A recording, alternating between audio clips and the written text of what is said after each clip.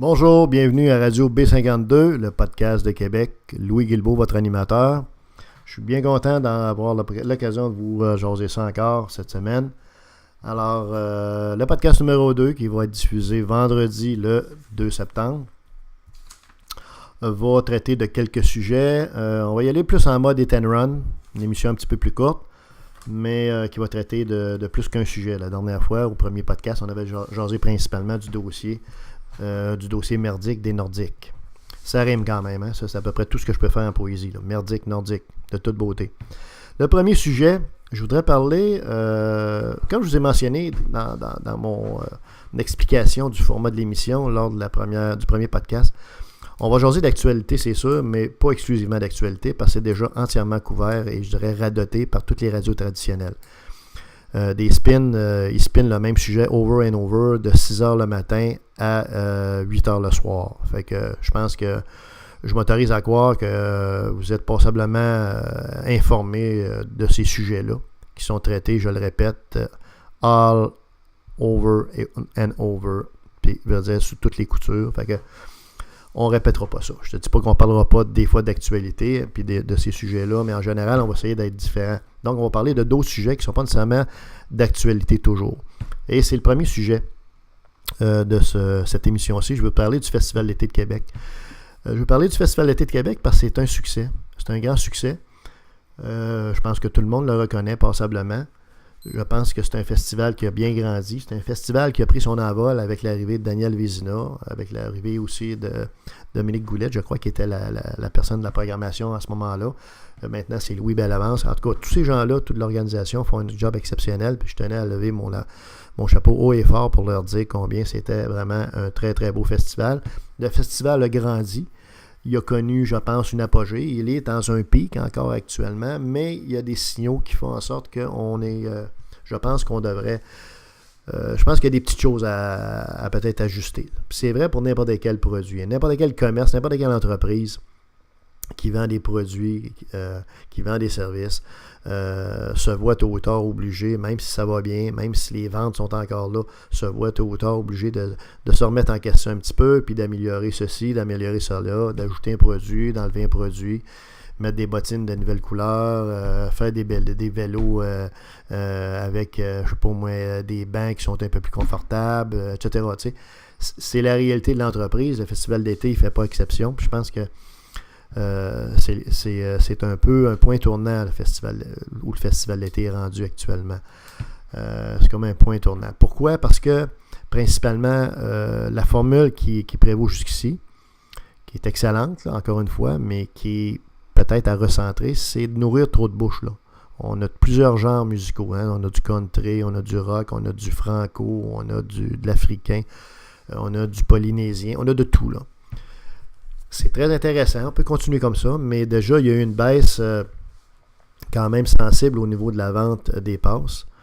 Puis également, je pense que les gens doivent prendre à un moment donné le pouls de c'est qui notre crowd, là. C'est qui notre crowd principal? C'est les gens de Québec, c'est les fans de musique de Québec. Et puis, Québec, c'est une ville rock. Qu'on veuille pas, la trend principale, la tendance, le mainstream, appelez ça comme vous voulez, ce qui drive les gens de Québec, c'est le rock. C'est pas autre chose. Donc, c'est le rock là, avec tous ces courants, là, le heavy metal, le hard rock, etc. Donc, je pense qu'on devrait teinter davantage, selon moi, en tout cas, la programmation de ce qui drive les gens de Québec. Un peu plus, je ne dis pas uniquement, mais un petit peu plus d'artistes dans ce courant musical-là. Déjà, il y en a pas mal. Il s'agit d'accentuer ça. Est-ce qu'on doit restreindre un petit peu plus l'offre de genres musicaux? La question se pose. C'est sûr qu'il y a plusieurs sites à nourrir. Hein? Il y a plusieurs bouches à nourrir, comme je le disais. C'est autant au niveau des genres musicaux qu'au niveau des sites. Il y a beaucoup de sites. Mais je pense que la question se pose. Là. Des fois, il y a des spectacles un peu plus, je dirais, anonymes et éclectiques. Un courant musical, à mon sens, qui mériterait d'avoir beaucoup plus de place de visibilité, c'est le blues. Le blues classique, traditionnel, autant que le blues électrique. Je pense qu'il y a de la place pour ça. On n'a pas de festival, en tout cas à ma connaissance, vous me corrigerez, il n'y a pas de festival de blues à Québec. Il y en a un petit peu partout. Il y en a même dans des places là, où il y a dans des villages et tout ça. Je pense que le blues est très apprécié des Québécois en général. C'est ce que ça nous montre. Or, on devrait faire un petit peu plus de place, je pense, à ce genre musical-là, puis à ce moment-là, répondre, je pense, à un besoin. Tout ça pour dire que le festival d'été, je pense, est un moment important de son évolution. Il est important, là, vu qu'il y a eu au niveau des passes, comme je le disais tout à l'heure, il y a eu une certaine baisse. C'est important de ne pas laisser aller ça, de voir un peu le pourquoi de ça, peut-être faire un sondage, puis de voir un petit peu qu'est-ce qui se passe. C'est sûr que les boomers ont longtemps été la crowd principale. Là, il y a un changement de génération aussi, évidemment, parce que les boomers, c'est pas des gens qui vont écouter de l'électro trop. Puis l'époque des chaises, puis des chaises de parterre, puis des petites chaises en aluminium, là, est plutôt révolue également, sauf certains spectacles. Tout ça pour vous dire qu'il y a il y a une espèce de changement générationnel aussi là, qui accompagne tout ça. Fait que c'est important de repositionner le produit, dans le fond, par rapport à tout ça. Il y a des choses aussi logistiques, aussi insignifiantes que l'histoire des bouteilles d'eau, malgré l'argumentaire du festival d'été là, qui prône, dans le fond, la méthode actuelle, c'est-à-dire de ne pas laisser rentrer les bouteilles d'eau sur le site. Il reste néanmoins que ça a créé un peu de bruit, un peu d'insatisfaction, parce que finalement, les gens se disent de l'eau, c'est quand même un liquide relativement inoffensif.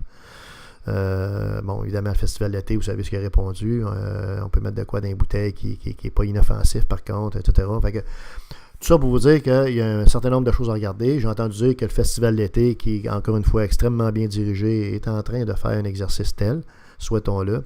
Et puis surtout, souhaitons longue vie au Festival d'été de Québec, avec une version peut-être un tantinet rafraîchie pour la prochaine mouture, qui va fêter le 50e, je crois, et pour les moutures suivantes.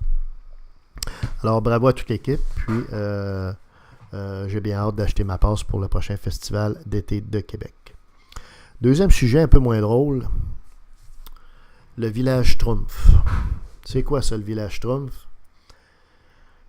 C'est le gouvernement du Québec actuel, dirigé par un grand-père Schtroumpf. Vous regarderez le look un peu là, physionomique, excusez le lapsus, du PM. On a vraiment l'impression que c'est le grand-père Schtroumpf avec le village Schtroumpf, comment ça, les Schtroumpfs, les Schtroumpfettes, puis on est dans un monde là, où tout le monde vit, tout est beau, tout est rose, tout va bien, il n'y a pas de problème. Le burkini, c'est pas un problème. Comprenez-vous, il n'y en a pas de problème. Troisième lien, c'est pas un problème. La circulation automobile à Québec, un peu partout, c'est pas trop un problème. Le pont qui est en train de tomber en ruine, même si c'est le CN qui en est le propriétaire, c'est pas un problème non plus. Tu sais, il n'y en a pas de problème. C'est vraiment, la vie est belle. Comprends-tu? On a une gang de jovialistes là, complètement perdus, tant qu'à moi. On ne sait pas où ce gouvernement-là s'en va. Il n'y a pas de vision, il n'y a pas rien d'affirmé. On a un gouvernement qui est généralement en réaction à des situations qui leur pètent d'en face. On a un grand-papa Schtroumpf qui est fort sympathique, très brillant, sûrement un grand-père extraordinaire, un père extraordinaire, mais comme dirigeant et comme décideur, notamment pour former son conseil des ministres, on repassera. C'est vraiment le désert de Namibie combiné au désert du Sahel avec le désert du Sahara qui s'en vient pas loin d'en arrière. Fait que, bref, c'est pas Jojo. On est assoiffé là, de compétences parce que on voit ce qui est arrivé avec Daou. C'est-à-dire, il nomme des gens, les gens lui pètent d'en face, littéralement. Il y en a qui sont au conseil du ministre, qui ne devraient pas être au conseil des ministres, qui ont manifestement pas les compétences pour être au conseil des ministres. Bref, on a une gouverne qui est, je dirais, tellement molle, tellement invertébrée, tellement mollusque, tu sais, là, tellement slack dans la poulie, là, que ça en est décourageant. Et vous savez, quand on regarde the big picture, là, excusez le terme anglais, mais au niveau des partis politiques, c'est pas beaucoup mieux ailleurs. Là. Le Parti québécois est en déclin total. Ils sont complètement débranchés, eux autres. T'sais, le patient est débranché. Le petit écran vert qu'on voit des gens à l'hôpital qui sont branchés, là, la ligne là, est pas loin d'être droite horizontale. Là. Ça va faire, le buzzer va partir bien vite. Là. Ça, c'est l'état du Parti québécois. La CAQ, ben, c'est un mélange, c'est un mix. On a mis dans le blender des péquistes avec des nationalistes désillusionnés, avec des libéraux frustrés. C'est un mix de. C'est comme si on mettrait dans une mixette des patates avec des bananes. OK? Mixer ça ensemble, là, puis goûter à ça. Bon, ben c'est ça la CAQ. Puis on a un gars à la tête de la CAQ qui est souverainiste. Ça finit là. Sa raison d'être de venir en politique est la souveraineté du Québec. Qu'il le veuille ou non. Comment il dirait, c'est juste dans 10 ans qu'on va en parler, dans 15 ans. Voyons, non, 10 ans dans l'univers politique, c'est comme un siècle. Fait que c'est une joke de dire ça. C'est une joke, complètement une joke de dire ça. Puis les prises de position de la CAQ, qui est devenu un parti centriste, avant la CAQ, son ancêtre, c'était l'ADQ, qui était un parti relativement de droite avec Mario Dumont, c'est devenu un parti centriste, c'est-à-dire avec des positions de centre, souvent de gauche, puis quelquefois de droite. Fait que ça se promène là-dedans, mais on n'est jamais trop loin du centre. Fait que c'est un parti qui, pour avoir le pouvoir, est en train de se donner un petit peu, faire un copier-coller du PLQ, qui est un parti fantoche, qui est un parti d'administrateurs de pouvoir pour le pouvoir, qui n'en a rien à cirer des idées politiques, d'avoir une vision de la société. Je veux dire, on a un parti qui ne protège pas nos valeurs. Prenons cet exemple-là au niveau des valeurs là, identitaires d'un peuple. On s'entend-tu que l'identité d'un peuple, c'est comme important, ça? Parce que si tu ne protèges pas ton identité, si tu ne protèges pas tes valeurs, si tu ne te respectes pas toi-même, penses-tu que les autres vont te respecter? Ben, c'est ça qui se passe, là. On est tellement ouvert sur le monde et sur les autres qu'on a piétiné notre propre identité, piétiné nos propres valeurs, notre propre patrimoine religieux, pendant qu'on laisse démolir des églises qui sont, d'un point de vue architectural, souvent des monuments remarquablement beaux, en plus. Pendant qu'on laisse démolir des églises, on laisse construire à côté des mosquées, ou on voit construire à côté des mosquées. On ne peut pas les empêcher. C'est à peu près ça. Je pense que ça illustre bien là, où on est, où on va comme peuple. Si on regarde ce pattern-là, puis qu'on se laisse aller sur ce plan-là précisément là, du multiculturalisme, si on laisse aller papy, ben c'est certain qu'on est dans le même pattern que la France, l'Allemagne, l'Angleterre, puis la Belgique, puis d'autres pays qui l'ont complètement échappé, puis qui vont être des pays dans quelques années, dans 10 ans, dans 20 ans, dans 30 ans, des pays qui vont être en majorité islamique. Bon, alors, je donne cet exemple-là parce que on est dans un monde en changement, dans un monde où il y a de plus en plus de guerres, mais pas des guerres traditionnelles comme la Deuxième Guerre mondiale, là, avec des bombes qui tombent des B-52 sur Berlin, là. Mais des guerres idéologiques, des guerres de tranchées, des guerres d'espionnage, des guerres barbares dans certains cas, si on pense à Daesh. On est dans un monde qui est en mouvement. On a un pays à côté de nous, un pays ami. On est chanceux de les avoir comme voisins, les États-Unis, qui sont de plus en plus protectionnistes. Donc, c'est une menace pour notre économie, pour notre standard de vie. On a un pays qui s'appelle la Chine, qui est un pays en montée, qui est un créancier de plusieurs pays occidentaux dits industrialisés, capitalistes et très prospères. Mais je regrette, les États-Unis, leur principal créancier, c'est les Chinois. C'est que, je veux dire, on est dans un monde là, où vraiment là, ça se bouscule aux portes un peu partout. All around, 360 degrés. Fait que ça prend un leadership qui est fort, un leadership qui est bien, je dirais, bien aligné sur des objectifs précis, sur une vision précise, sur des valeurs précises. On n'a absolument rien de ça. Ce qu'on a actuellement à la tête du Québec comme gouvernement, c'est des journeymen que j'appelle. C'est des gens de dossier. Bon, il y a un dossier qui pop en pleine face parce que le Journal de Québec, un journal intellectuel par excellence, a décidé de sortir un petit tas de marde. Fait que là, eux autres, ils réagissent au tas de marde. Une autre journée, c'est un feu qui lève un feu qui est allumé par le journal Le Soleil. Là, on sort les ponts, on sort les hausses, puis on essaye d'éteindre le feu. T'sais, c'est à peu près ça qui se passe. On a des journeymen, puis on gère des petits dossiers à petites semaines, comprends-tu? Fait que ça va pas trop bien actuellement. Puis là, j'ai donné aucun chiffre. Je le ferai dans une prochaine émission. Parce que quand on regarde les chiffres, c'est pas beaucoup mieux. Mais tout ça pour vous dire que les gens au Québec sont dans un cul-de-sac. Parce que vous avez comme choix politique les Schtroumpfs, le parti d'invertébrés, le PLQ, la CAQ, donc le Blender, puis évidemment le PQ est en déclin. Fait qu'il reste le Parti communiste, que je ne sais plus trop le nom, là, que les gens de Montréal élisent, là, ont élu 3 députés. Là. D'ailleurs, c'est un peu étrange. Hein? Il y a une crowd à Montréal qui est un peu strange, là, mais bon, je le dis en tout respect parce que je suis un démocrate. Le seul parti, je pense, moi, qui a des idées intéressantes puis qui pourrait redresser les choses, puis vraiment, je dirais, recentrer le rôle de l'État à ses services essentiels, puis diminuer les coûts des services publics, etc., c'est le Parti conservateur du Québec d'Adrien Pouliot, qui est un gars extrêmement brillant, mais on comprendra que c'est un parti qui est embryonnaire, puis qui ne prendra pas le pouvoir, puis peut-être jamais le pouvoir, mais c'est malheureux. Alors voilà, c'est un peu la situation. Je ne veux pas faire freaker personne. Je suis certain que tout le monde sait ça, mais on n'est pas vraiment en voiture actuellement avec le gouvernement du Parti libéral actuel. C'est vraiment pas édifiant. Autre sujet, rapidement, dont je voulais vous parler, c'est le Canada cette fois-ci. Là, le Canada, je dirais, si au Québec, c'est pas rose, c'est pas beaucoup mieux au Canada. Juste quelques mots pour vous dire, sans doute, des choses qui sont quand même un peu connues, mais tout de même. Le Canada est en difficulté financière. Voyez-vous, au deuxième trimestre, le Canada a vu son PIB. Là, ça, le PIB, c'est la production intérieure brute. Ça, c'est un indice qui vous dit votre état de santé économique. Un peu comme quand tu te mets, je sais pas moi, un thermomètre dans la bouche pour savoir si tu fais de la température, là, si tu es malade ou si tu n'es pas malade. Ben, c'est la même chose. Le PIB, là, le thermomètre, là, quand ils l'ont mis pour à la fin du deuxième trimestre, d'avril à juin, là, ben, ça indique une baisse de 1,6%. 1,6%, c'est pas un gros chiffre en termes absolus, mais je peux vous dire une chose, c'est un gros chiffre en termes économiques. Ça va vraiment pas bien. C'est sûr qu'il y a une partie de ça qui est explicable par les feux qu'il y a eu en Alberta au niveau des sables bitumineux, au niveau du Fort McMurray et toute cette région-là. C'est bien évident que ça a coûté des sous, cette histoire-là.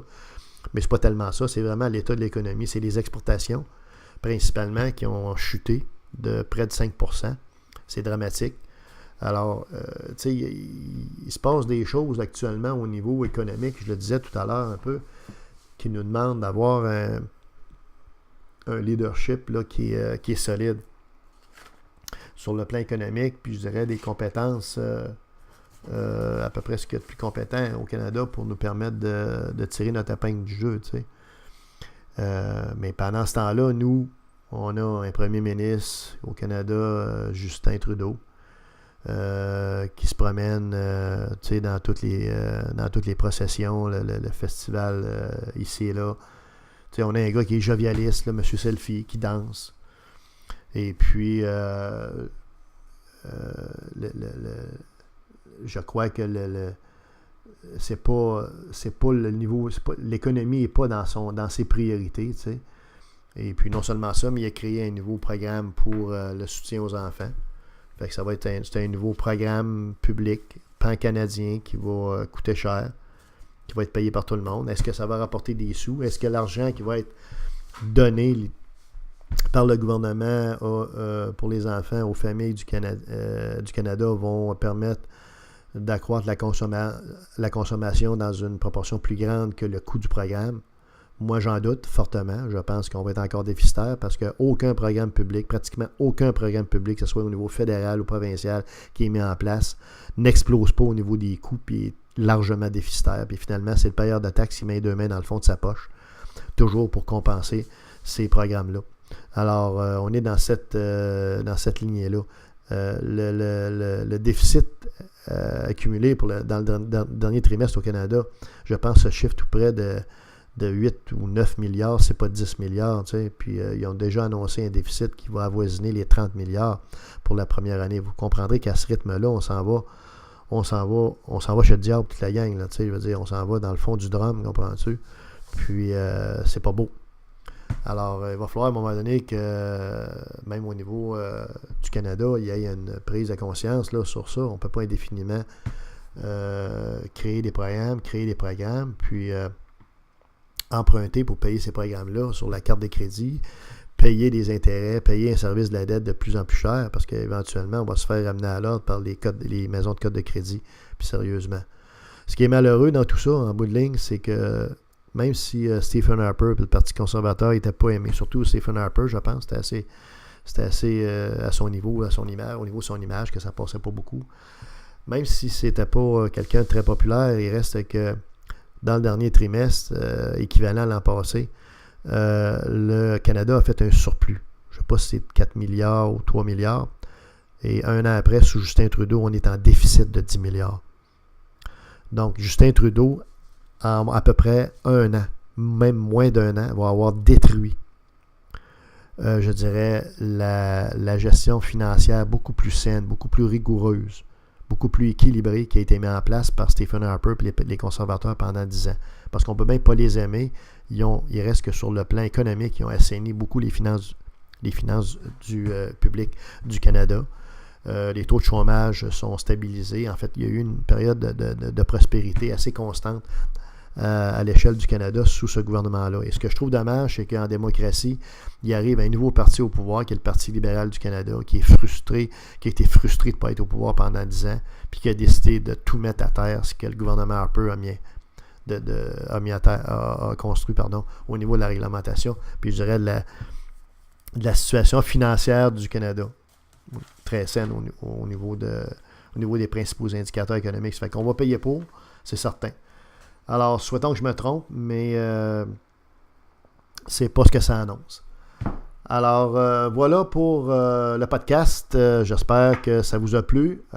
Et puis, on se dit à la prochaine, vendredi, le 9 septembre. Merci. Ciao.